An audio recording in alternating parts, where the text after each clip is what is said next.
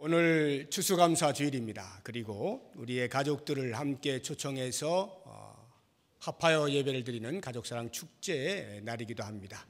온 성도들이 영아부에서부터 노년일까지 한 자리에 모여서 예배하게 되니 참으로 감개가 무량합니다. 특별히 오늘 초청을 받아서 오신 여러분들과 더불어서 예배하게 되는 것 진심으로 감사하고 예배를 마치는 대로 여러분들을 진심으로 환영하는 시간을 갖도록 하겠습니다.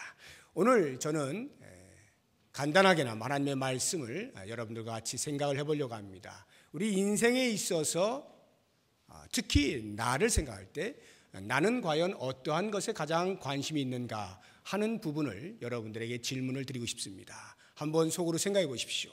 지금 나는 어떠한 것에 가장 관심을 가지고 있는가?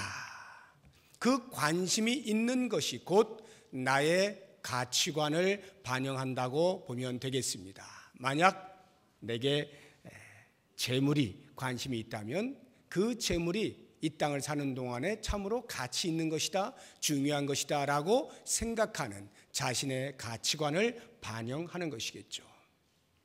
무엇보다도 건강이 중요해 라고 생각하시는 분은 그 건강이 이 땅을 사는 동안에 가장 가치 있는 것이다 라고 여기며 사는 것일 겁니다. 그런데 성경은 오늘 과연 우리들에게 진짜로 중요한 것이 무엇인가, 가장 가치 있는 것이 무엇인가 라고 하는 것을 말해주고 있는데요, 그것을 단어로 표현하면 새로운 피조물이라 이렇게 표현할 수가 있습니다. 오늘 우리가 읽은 본문의 말씀을 보면 그런즉 누구든지 그리스도 안에 있으면 새로운 피조물이라 말씀하고 있죠. 새로운 피조물, 이것이 성경이 이야기하는 인생은 누구나 새로운 피조물 되는 것에 대하여 가장 큰 관심을 가져야 하고 그것이 가장 중요한 것이고 가장 가치 있는 것이다 라고 말씀을 해주고 있습니다. 그렇다면 새로운 피조물이 과연 무엇을 의미하는 것이냐라고 하는 것부터 생각을 해봐야 되겠습니다. 아마 처음 나오신 분들은 새로운 피조물이라고 하는 말 자체가 대단히 생소하실 겁니다.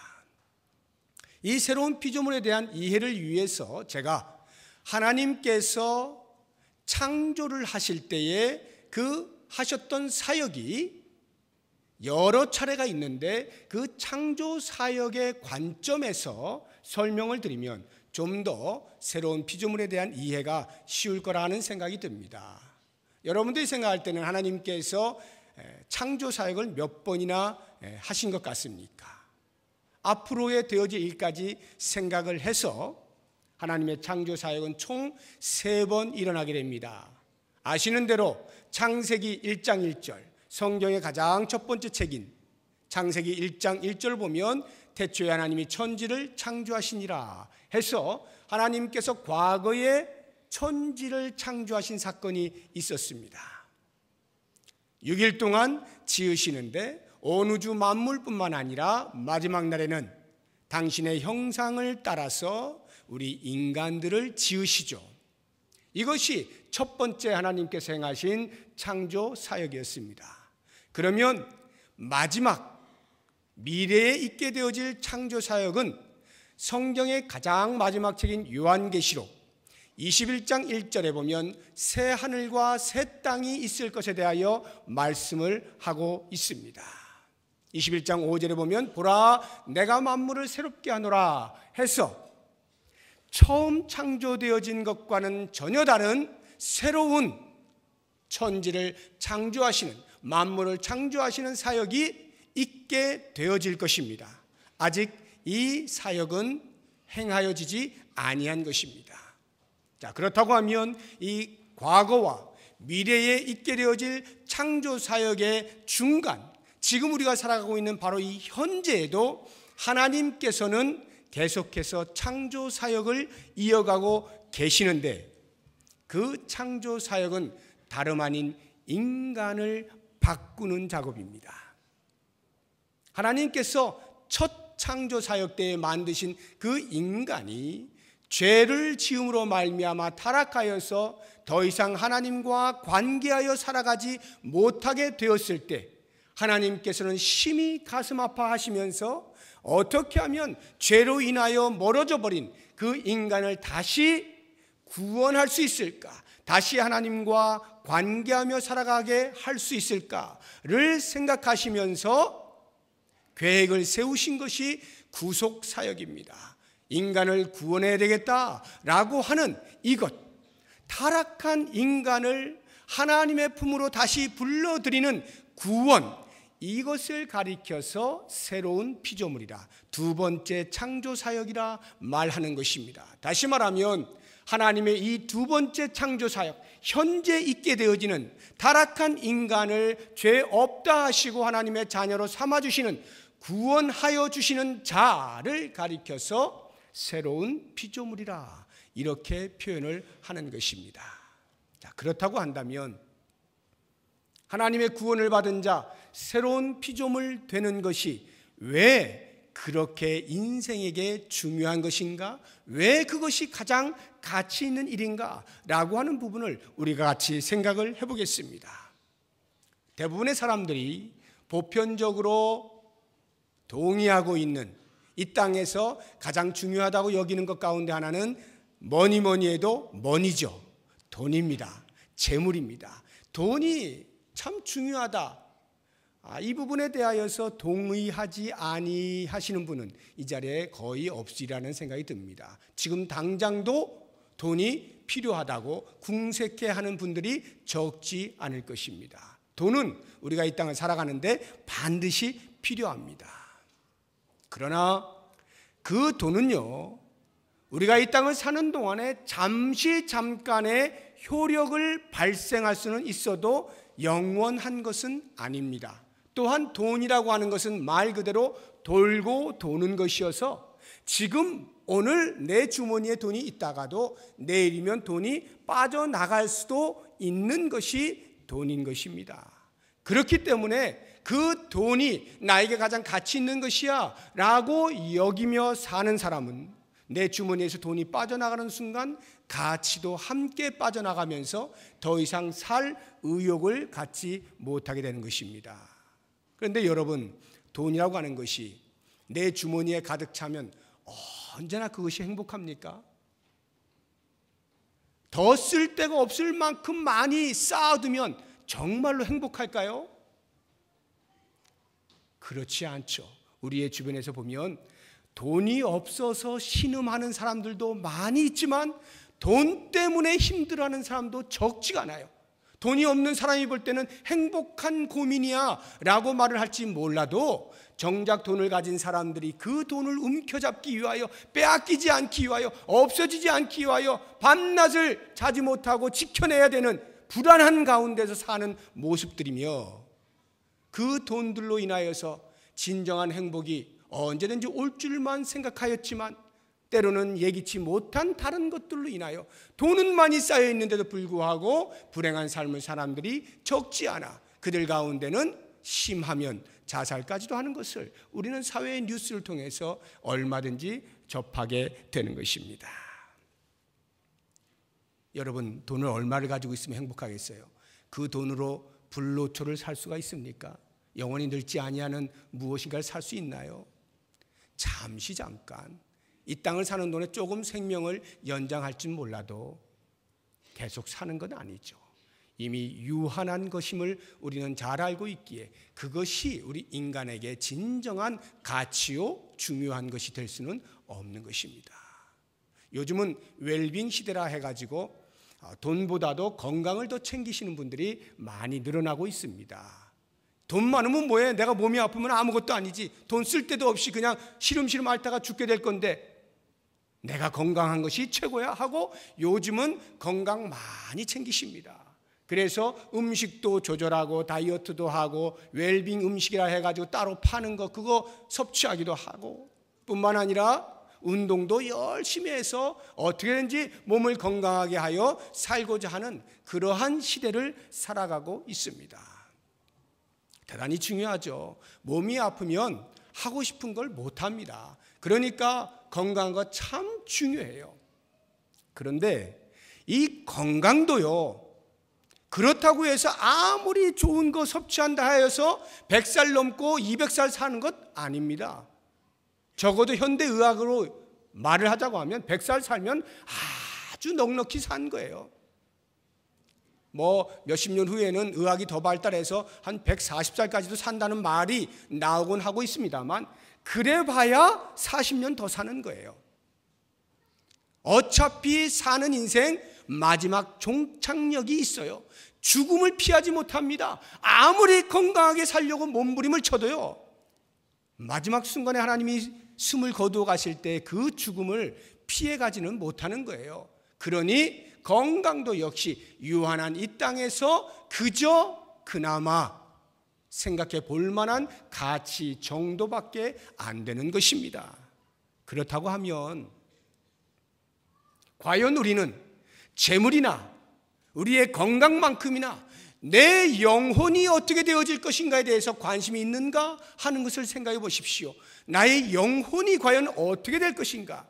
죽음 이후에 나의 영혼은 어디에 가게 될 것이냐라고 하는 부분을 생각해 보십시오. 여러분, 우리의 영혼은 이 땅에서 죽는다 하여 없어지는 것이 아닙니다. 영혼은 영원한 거예요. 그 영원한 존재인 영혼이 어떻게 될 것이냐, 어디에서 거하게 될 것이냐라고 하는 것에 대한 관심이 없다면 잠깐 사는 이 땅에서의 것들로 중요하다 여기고 마치게 되었을 때 남은 인생의 그 모든 영혼의 삶은 과연 누가 책임을 질 것입니까? 이 부분에 대해서 저는 오늘 이 성경이 이야기하고 있는 새로운 피조물이라고 하는 것, 영혼이 하나님께 구원받아 과연 어떻게 되어질 것이냐라고 하는 이 부분에 대하여 관심을 가지고 여기가 가장 중요하다라고 하는 가치를 여기는 것, 이것이야말로 우리 모든 인생이 가장 중요하게 여겨야 하는 부분이다라고 하는 것입니다. 우리의 영혼은 영원히 존재하는데 과연 어디에 거처할 것 같습니까? 여러분은 이제 이 땅에서 육신이 죽고 나면 영혼이 어디로 간다고 생각하십니까? 성경은 말합니다. 딱 두 군데입니다. 천국 아니면 지옥이에요. 천국 아니면 지옥인데요,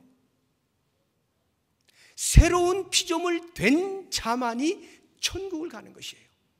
새로운 피조물이 되지 못한 채 이 땅에서 아무리 많은 것들로 누리고 살았다 할지라도 그 사람은 지옥입니다. 여러분, 지옥이 어떤 곳인지 아세요? 영원히 꺼지지 아니하는 불 속에서 늘 뜨거워하며 이를 갈면서 죽지 않고 영원히 사는 곳, 거기가 지옥입니다. 새로운 피조물이 되지 못하면 우리의 영혼은 영원토록 그 지옥불에서 이를 갈며 살게 되어 있는 거예요. 여러분이 생각할 때는 과연 지옥에 누가 간다고 생각하십니까? 누가 지옥에 간다고 생각하세요?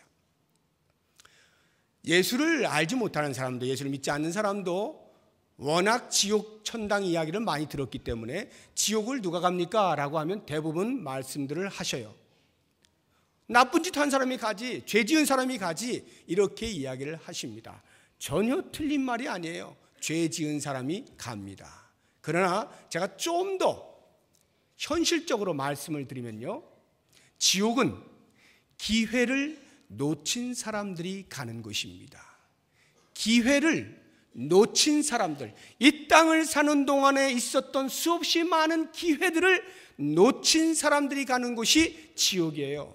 그래서 이 기회를 놓친 사람들의 인생은요, 이 땅을 사는 동안에는 코코 인생을 살고 저 세상 가서 지옥에서 살 때에는 껄껄 인생으로 산다고 제가 어렸을 때 부흥사 목사님께서 우스갯소리로 말씀하셨어요. 그런데 제가 지금 생각해 보면 그 말씀이 얼마나 중요한 말인가, 의미 있는 말인가 하는 것을 되새겨 봅니다. 코코 인생이라고 하는 것은 가족 가운데 누군가가, 아니면 친구 가운데 누군가가, 아니면 지나가는 사람이라도 누군가가 예수 믿으세요, 예수 믿어야 천국 갑니다, 예수 믿지 않으면 지옥 갑니다, 이런 복음을 전했을 때에 코코 하는 거예요. 내가 돈 좀 벌어 놓고, 우리 자식 학교 보내 놓고, 우리 딸 시집 보내 놓고, 나 몸이 좀 건강해 놓고, 그리고 예수 믿을게, 그리고 교회 갈게, 이렇게 말하다가 기회를 놓쳤을 때 지옥을 가면 그때부터는 껄껄 인생이 되는 거예요. 내가 그때 내 아내가 나한테 교회 가자고 말할 때 그 말 들을 걸, 예수 믿자고 할 때 예수 믿을 걸, 이렇게 껄껄거리면서 살게 된단 말이에요. 사랑하는 여러분, 과연 우리는 영혼에 대하여서 얼마만큼 관심을 가지고 있습니까? 이 짧은 시간은 영원이라고 하는 시간에 비하면 점도 안 됩니다. 점도 안 되는 그 시간에서 바둥바둥거리다가 영원이라고 하는 시간을 놓쳐버리면 이 얼마나 어리석은 사람입니까?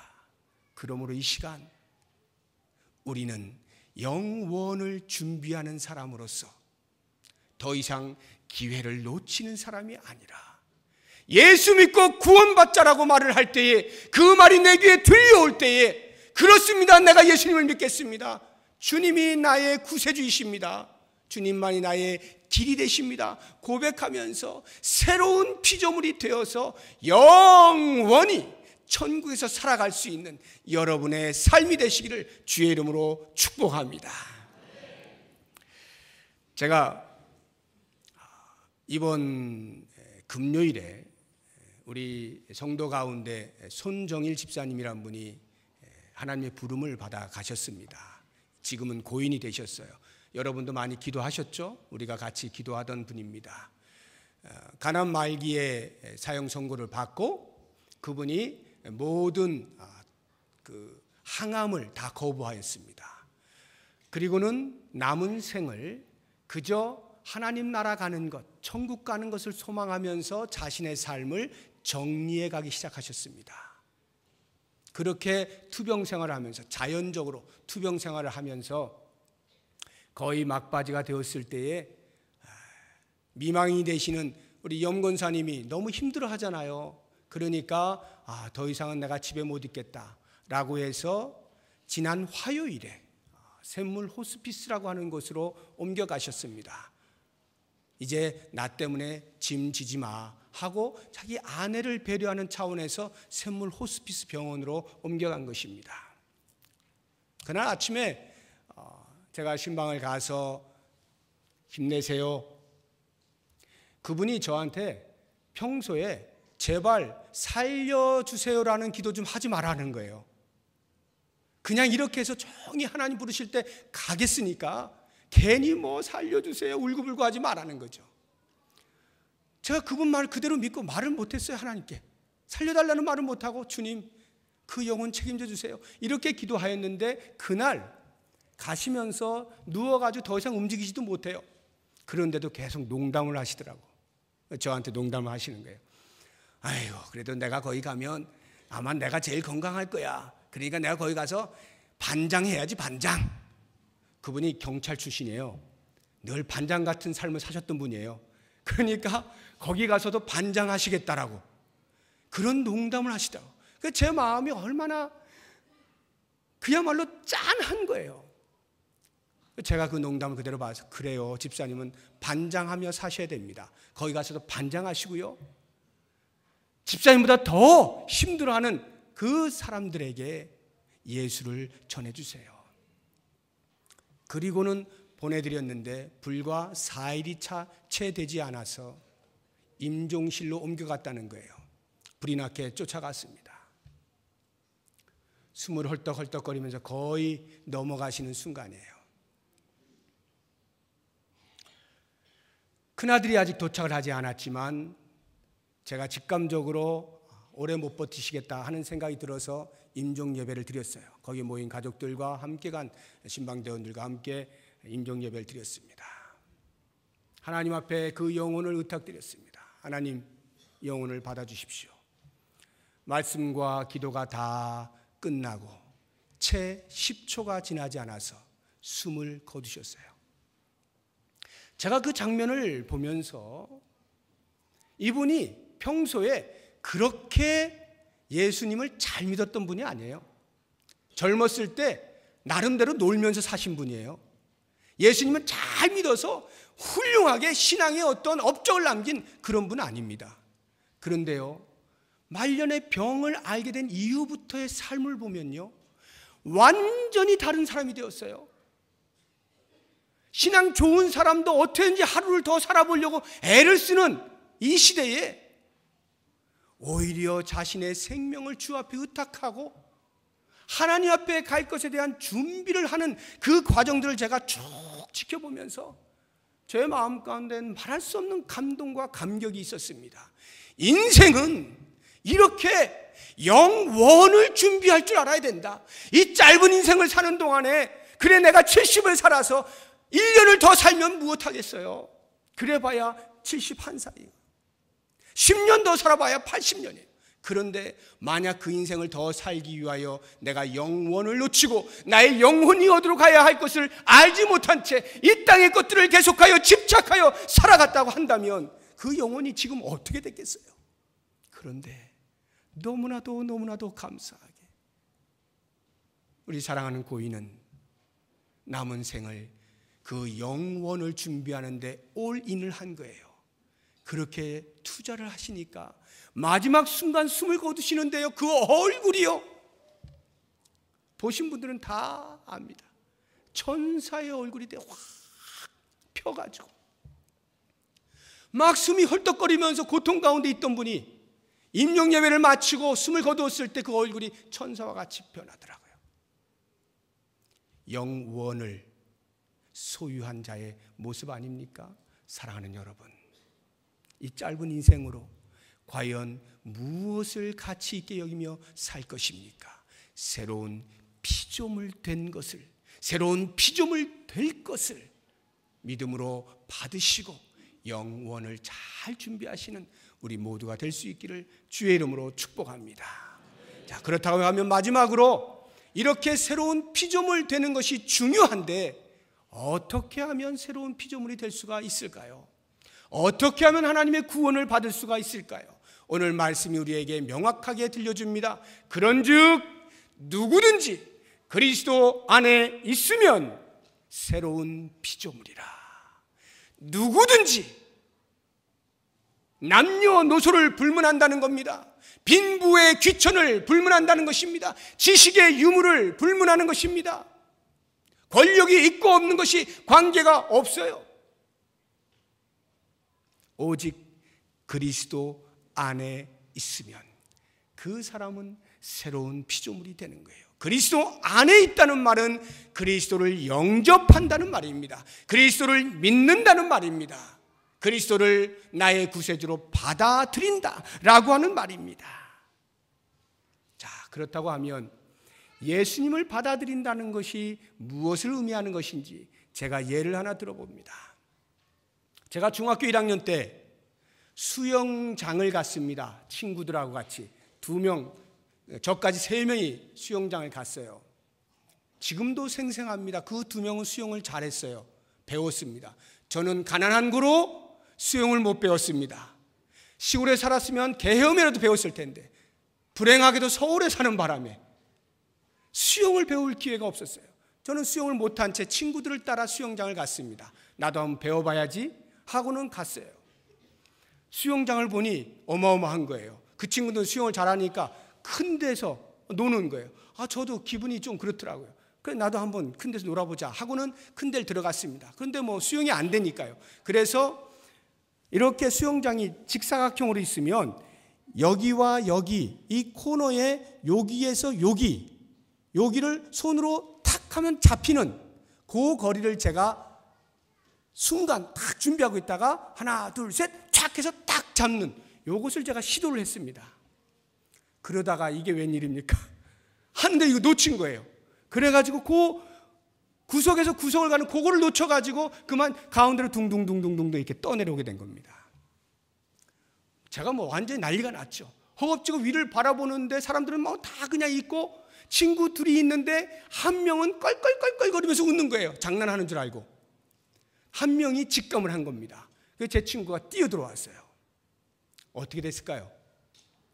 제가 그 친구를 그냥 막 누르고 솟아올라야 되니까요.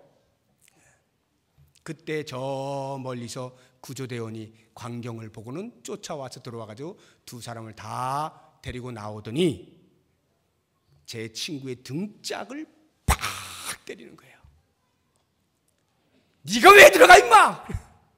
자기한테 얘기 안 하고 자기가 구하러 갔다고 그 친구를 그냥 때리는 거예요. 저는 제가 이 사건을 기억하면서요, 물에 빠진 사람이 헤엄을 못 칩니다. 헤엄을 못 친 사람이 물에 빠졌어요. 그러면 어떻게 되느냐 하면 어떻게든지 살아보려고 발버둥을 치게 돼 있어요. 뭔가 짓을 다 하지 않습니까? 그런데 허우적거리면 허우적거릴수록 힘만 더 빠질 뿐, 더 쪼르륵 내려갈 뿐이지 결코 살아나질 못합니다. 이때 필요한 것은 오직 한 사람, 구조 요원뿐이에요. 그 사람이 와서 나를 탁 잡고 끌고 나갈 때만 살아날 수 있어요. 그때 만약 제가 그 구조대원을 막 짓누르고 막 내가 살겠다고 이렇게 하면 아마 둘 다 힘들어질 겁니다. 그래서 보통 구조대원들은 구조를 할 때 그냥 데리고 나오지 않고 대충 기절을 시켜요. 힘을 빼게, 전적으로 자기에게 의존하게 만들어 놓고 데리고 나오는 겁니다. 이것이 예수를 믿는다는 말의 의미입니다. 우리가 예수를 믿는다는 것이요, 제가 허우적거려 가지고 예수를 믿을 수 없어요. 내가 허우적거려서 무엇인가를 해서 구원을 받을 수 없어요. 많은 사람들은 생각합니다. 내가 착한 일을 하면 뭔가 되지 않을까? 좋은 일 많이 쌓아두면 되지 않을까? 그래서 적선을 합니다. 선행을 합니다. 그러나 허우적거리는 것일 뿐입니다. 어쩌면 내 죄 때문에 내가 내 죄를 깎고 깎는 고행을 하면 혹시 내가 구원받을 수 있지 않을까? 그래서 산속에 들어가서 먹지도 않고 고행을 하는 그러한 사람들도 없지 않죠. 혹시 내가 많이 배워가지고 지식을 통해서 어떤 과학을 통해서 구원받을 수 있지 않을까? 아니면 철학이 혹시 나를 구원해 주지 않을까? 아니면 어떤 종교가 그런 종교 행위를 통해서 내가 구원받을 수 있지 않을까? 별의별 생각을 다 하면서 구원받을 손짓을 해보지만 그 모든 것은 다 물에 빠진 수영 못하는 사람의 허우적거림이라는 거예요. 오히려 전적으로 구조요원에게 내 몸을 맡겨버릴 때 훨씬 더 구원이 빠른 것처럼 예수 그리스도께서 우리의 구원의 길과 진리와 생명이 되시는 예수 그리스도께서 우리를 향하여 손을 내미실 때 그 손을 붙잡고 조용히 전적으로 예수님을 의지하여 따라 나아가게 될 때 거기에 구원이 일어나는 거예요. 이것을 가리켜서 예수를 믿는다라고 말을 하는 것입니다. 사랑하는 여러분, 이제 초청되어 오신 여러분들에게 오늘 말씀으로 도전하길 원합니다. 예수 그리스도가 우리의 구세주가 되시고 예수 그리스도만이 구원 얻는 유일한 길인 이 단순한 진리를 붙잡으십시오. 내게 있는 모든 힘을 빼시고 전적으로 예수님만이 나를 구원하실 수 있습니다 라고 고백하며 의지해 보십시오. 그러면 우리는 이미 하나님의 손에 의하여서 새로운 피조물이 됩니다. 새로운 피조물이란 완벽하게 우리의 신분이 죄의 아들에서 하나님의 아들로 바뀌는 것입니다. 완벽하게 하나님의 자녀로 바뀌는 것이에요. 비록 그 모든 더러운 죄의 때를 다 벗겨내지 못해서 하나님의 자녀로 살면서도 죄를 짓는 일은 있을지 몰라도 우리의 신분만큼은 적어도 하나님의 자녀로 완벽하게 변화가 되어지는 것이에요. 이전 것은 지나갔으니 보라 새 것이 되었도다. 우리는 완전히 새 것이 되는 것입니다. 그러므로 사랑하는 여러분, 오늘 하나님께서 우리에게 기회로 주신 이 귀중한 시간에 예수님만이 나의 구세주고 예수님만이 내 구세주가 되시고 나를 구원할 수 있는 유일한 길이시라고 하는 이 복음을 들으실 때 다른 모든 생각을 접으시고, 그렇습니다, 제가 그 주님을 영접합니다. 제가 그 주님을 받아들입니다. 내가 예수님을 믿습니다 라고 고백하는 일을 통하여 이 자리에 계신 어느 누구도 예외 없이 모두가 예수 그리스도 안에서 새로운 피조물 되어 영원한 하늘나라의 시민으로 살아갈 수 있는 복이 있기를 주의 이름으로 축복합니다. 기도하겠습니다. 하나님, 천국의 삶을 살기를 원합니다. 하나님의 아들로 살아가기를 원합니다. 많은 노력을 해보았습니다. 그러나 그 모든 것이 점점 죽음으로 가까이 가는 것뿐인 것을 깨닫게 됩니다. 이제 복음을 들었습니다. 예수 그리스도만이 우리의 구원의 참 길이 되시고 진리가 되시고 생명이 되시는 것을 들었습니다. 주님, 제가 주님을 영접합니다. 예수님을 믿습니다. 나를 하나님의 아들로 삼아주시고 딸로 삼아 주시옵소서. 새로운 인생으로, 새로운 피조물로 영원히 살아갈 수 있는 복을 허락하여 주시옵소서. 예수님의 이름으로 기도드립니다. 아멘.